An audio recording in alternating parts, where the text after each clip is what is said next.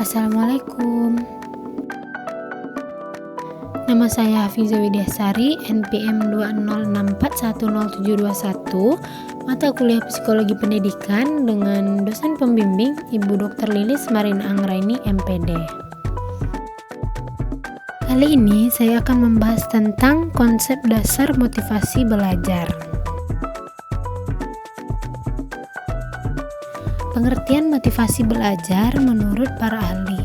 Yang pertama, Sudarman dan Nim pada tahun 2004 menjelaskan bahwa motivasi dapat diartikan sebagai kekuatan, dorongan, kebutuhan, semangat, tekanan, atau mekanisme psikologis yang mendorong orang atau sekelompok orang untuk mencapai prestasi tertentu sesuai yang dikehendakinya.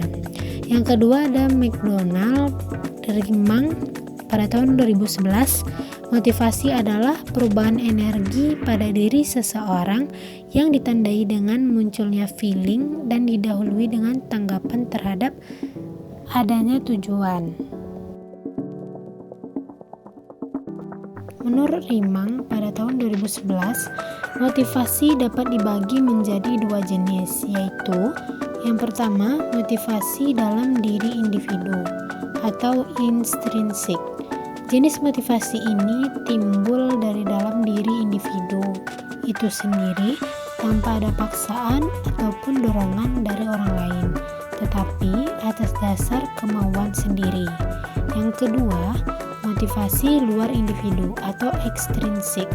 Jenis motivasi ini timbul sebagai pengaruh dari luar individu, apakah karena adanya ajakan, suruhan, ataupun paksaan dari orang lain, sehingga dengan keadaan demikian anak didik mau melakukan sesuatu atau belajar. Faktor-faktor yang mempengaruhi motivasi belajar yaitu yang pertama, cita-cita. Cita-cita adalah suatu target yang ingin dicapai. Target ini sebagai tujuan yang ditetapkan dalam suatu kegiatan. Yang kedua, kondisi siswa.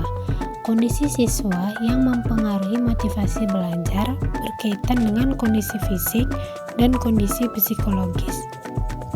Tetapi biasanya guru lebih cepat melihat kondisi fisik karena lebih jelas menunjukkan gejalanya daripada kondisi psikologis.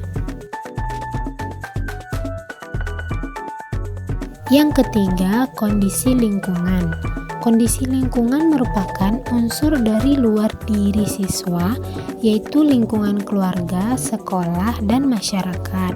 Guru harus berusaha mengelola kelas, menciptakan suasana belajar yang menyenangkan untuk memotivasi belajar siswa. Yang terakhir, unsur-unsur dinamis dalam belajar.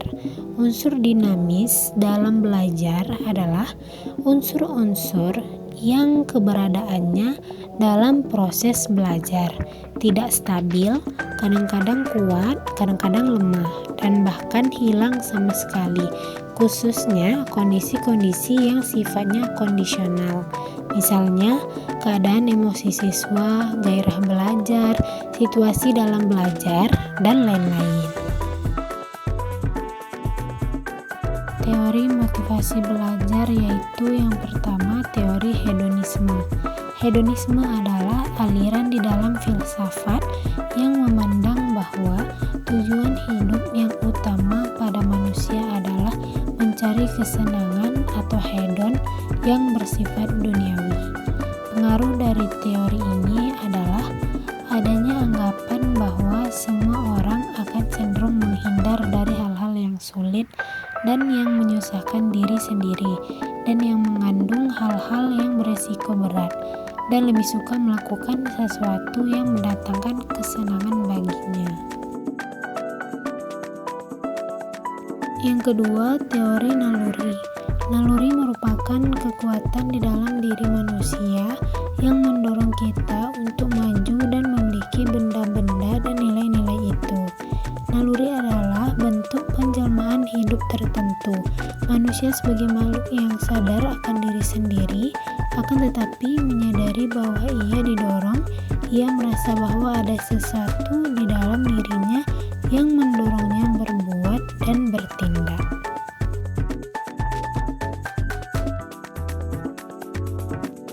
Yang ketiga, teori reaksi. Teori ini berpandangan bahwa tindakan atau perilaku manusia tidak berdasarkan naluri-naluri, tetapi berdasarkan pola-pola tingkah laku yang dipelajari dari kehidupan di tempat orang itu hidup. Yang keempat, teori daya pendorong. Teori ini merupakan perpaduan antara teori naluri dan teori reaksi. Daya pendorong adalah semacam naluri, tetapi hanya suatu dorongan kekuatan yang luas terhadap suatu arah yang umum. Misalnya, suatu daya pendorong pada jenis kelamin yang lain.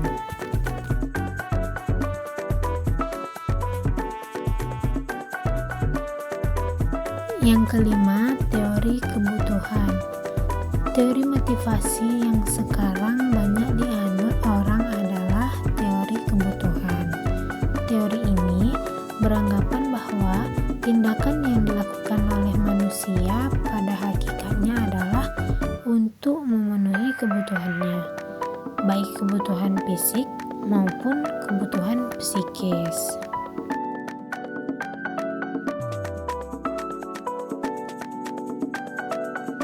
Oke, sampai sini dulu pembahasan kita kali ini.